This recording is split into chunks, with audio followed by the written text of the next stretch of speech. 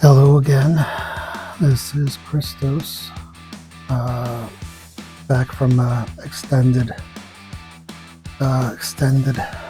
break. There's been a lot of stuff going on here at the hospital. I think that maybe trying to get towards the end of my very long stay here, I might be able to actually make it to Jasmine's house, going to live with my daughter, since I'm unable to live on my own any longer. Sorry about that. I didn't mean to stick my finger in front. Since I'm unable to live by myself any longer, when I get out of this hospital, I'll be going to live with Jasmine, and I'm pretty excited about that. I mean, if things have to be the way they have to be, I'm glad that I have my kids that care about me.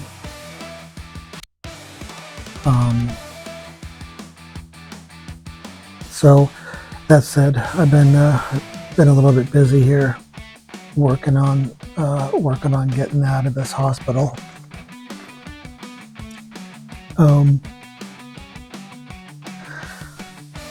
But let's see, what did I want to do? What did I want to do? I wanted to get somewhere. So the years in elementary school, they were okay. There was a lot of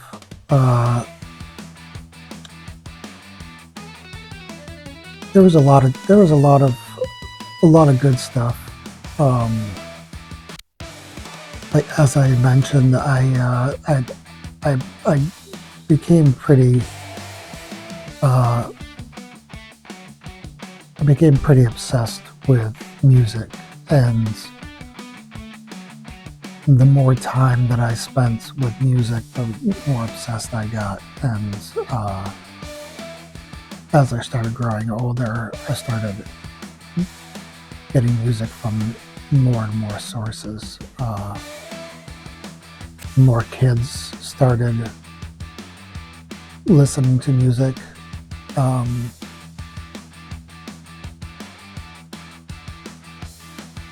There was more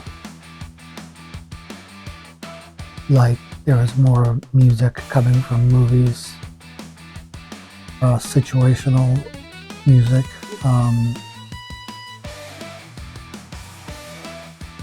So that was pretty cool. Like, one of my earlier non-pop music obsessions was with rap. And I know this probably sounds strange, especially for Silas, but there was a time when rap existed, but it wasn't popular, or it wasn't very popular, especially up here in Maine. And there were a couple of movies. There were a couple of movies out that I had seen. One called Beat Street, and the other one called Breakin', that were about hip hop and hip hop culture, style, dancing. And they're super goofy now, but at the time, I thought it was super cool. I think I was probably in 5th grade or something like that. Um, and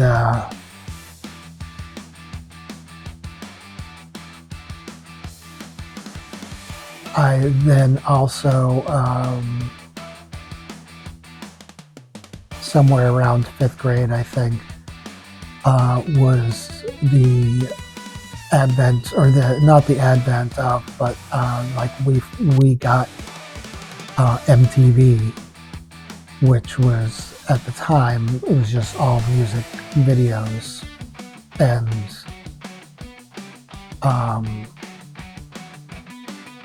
that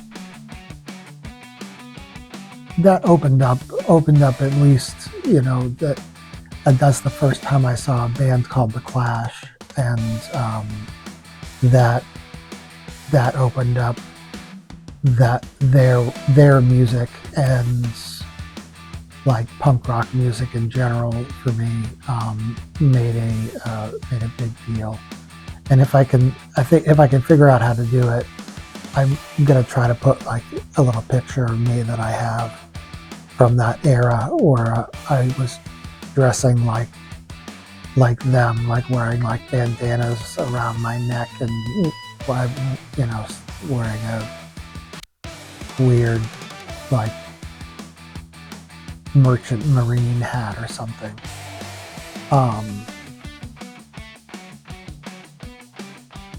And I really just like found, like, I dug into music, and I found a lot about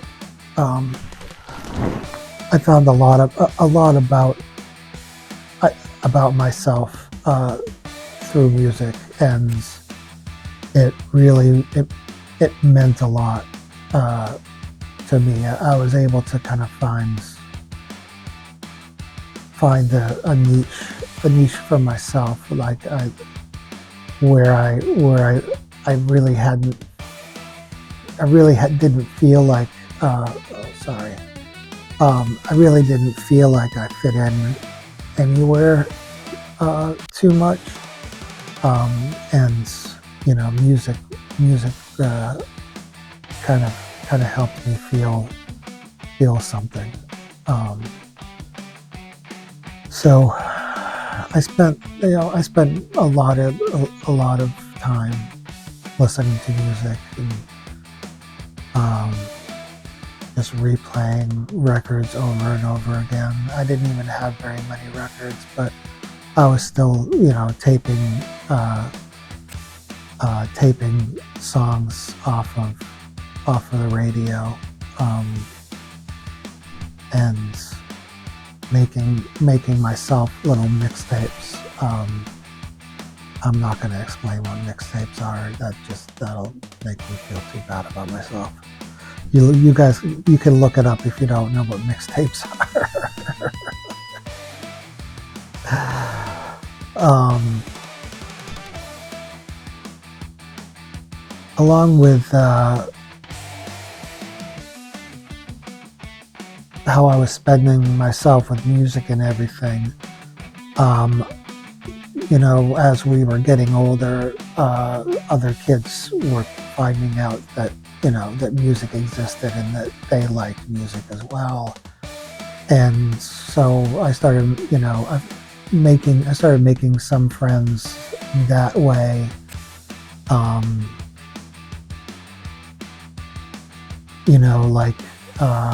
Like one of my friends, Angelo, was really into music, and he was really into, I'm pretty sure he was really into rap at the time too, and we connected on that, really before anybody else even gave it a second glance. There was, I started pretty much making friends through music, and it was, it was nice to find something to make those connections with.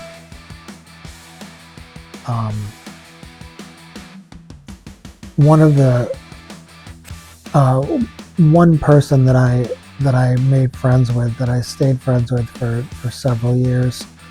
Uh, his name was Mike, and um,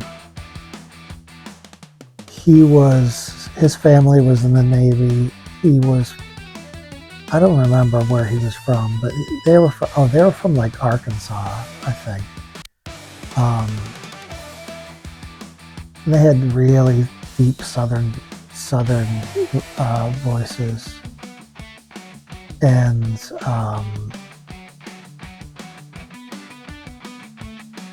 it was a it was a bit of a different it was a bit of a different family, and like they were they were southern, and they were Navy, and they had a bunch of kids. They had like 5 kids, and it was just like, it was always just mayhem, just absolute mayhem at their house. Um, and I don't like I don't really remember. I don't really have too many fond memories of Mike's parents, but I do have fond memories of Mike's older siblings. Um, I think he had one sister who was older than us, and then I think he had one brother who was a little bit younger than us by maybe a year or two.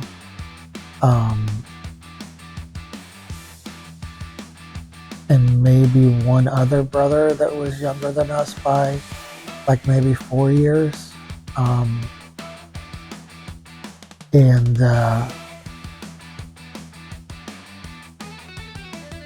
anyway, I'm bringing Mike up now because there will be some stuff that I'll be talking about in a later video once we get to junior high, that will include him. So you have a bit of a backstory if you watch these. You'll have a bit of a backstory. But Mike was cool. He was a bit dorky. He, as I said, he had a really deep Southern accent. He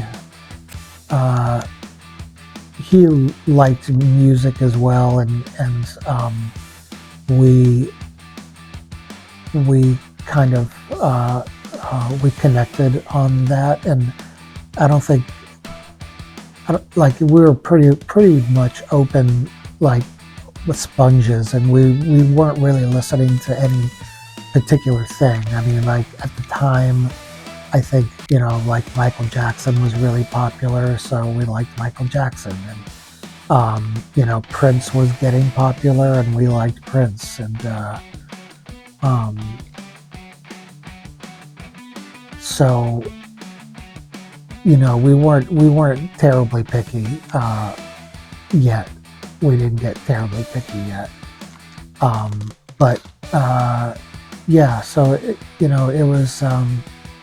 it was cool to hang out with him, and he, since, I mean, once we had moved to Edward Street, I started spending more time away from the house and just kind of listening to music like out in the woods, or listening to music like there was a park, it was a churchyard parking lot, but it had like a little park in the middle of it. So I would like go and hang out at this park and like listen to music, and then once I met Mike, he lived like a few blocks away, and far enough to walk or ride bikes to, and it was perfectly easy to hang out.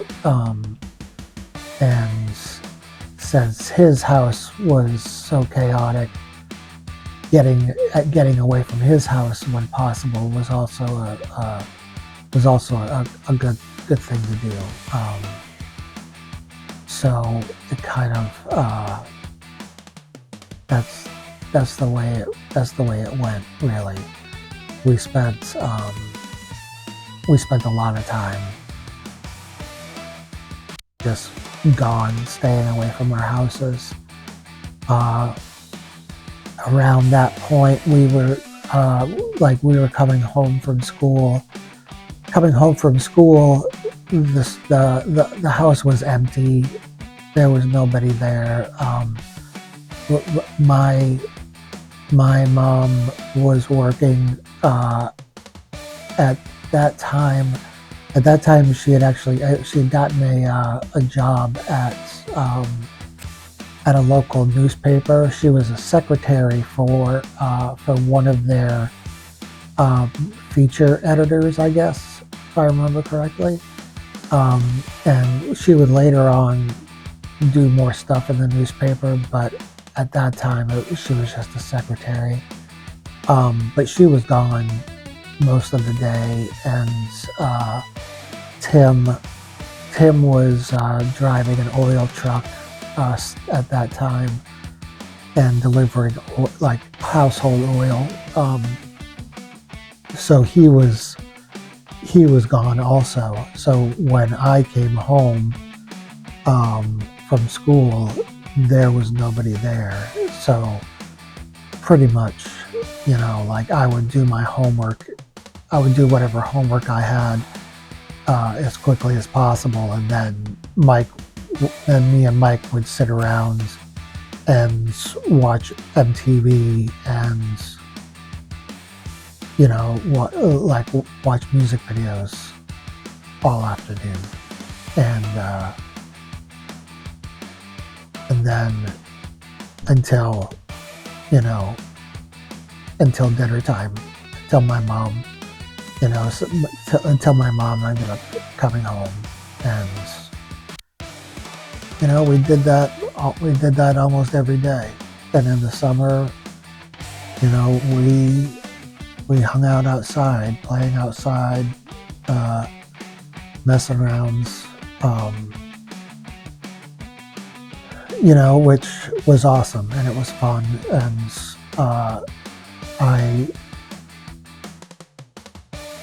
I really didn't dislike most of my life growing up, like in those years. I really enjoyed myself quite a lot. There was also, I think I'd mentioned, there was a whole bunch of fort foundations or factory foundations along the river that when we were younger we used to explore. We were told many times just not to, because they were nobody knew if they were safe or not, but nobody worked too hard to keep people out, so I kind of always figured that I could do whatever I wanted. Of course, there was one time that turned out to be false. Mike and I were exploring in one of these places, and there was this big cement wall that was kind of cut into the grounds. So you were standing at the top of the wall, and then where the ground went, but then it cut into, and it dropped probably 10 feet. So it wasn't super tall, but for a fifth grader, it was kind of tall. And one day when we were messing around, I jumped in, and I think I intended to jump in and like slide on my knees. Just like, I don't know what I was trying to do, honestly. But what ended up happening was I slid my knees, and underneath some like fallen leaves and brush, there was a broken bottle, and I ended up cutting a huge gash into my knee, and like it was big and it was bloody, and it was like one of the craziest things that I had ever seen, and I freaked out a little bit, and we were so far away from anything that like the only option was to walk back. But since my mom was working, I couldn't go back to my house, and so we had to go to Mike's house, which was even further away. So I like limped, bleeding all over everything, and I think somebody in the neighborhood drove by and saw us and saw that, like, you know, that I had a torn pants and blood all over my leg, and stopped to take us, and they ended up taking us to the hospital, and Mike's mom met us there, and you know, it wasn't a big deal. It ended up only being like 13 stitches or something. Like, it wasn't a huge deal, but you know, it was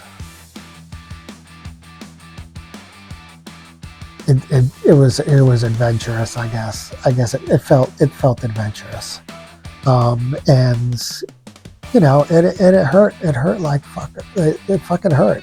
It hurt a lot.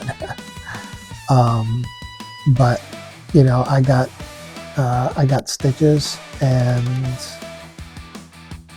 you know, we ended up going back to Mike's house, and we hung out at Mike's house while until my mom came home, and then, you know, I got yelled at for messing around in those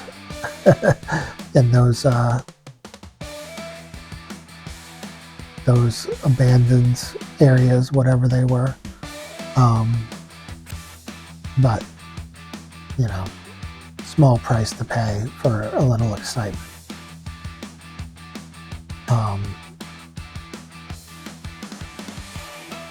So yeah. So that's pretty much. Sorry, that was just a little story and a little introduction to Mike, who, you know, I'll talk some more about Mike and his family in the next video, and some of as we were getting into starting to go to middle school, some of the stuff that we were getting into.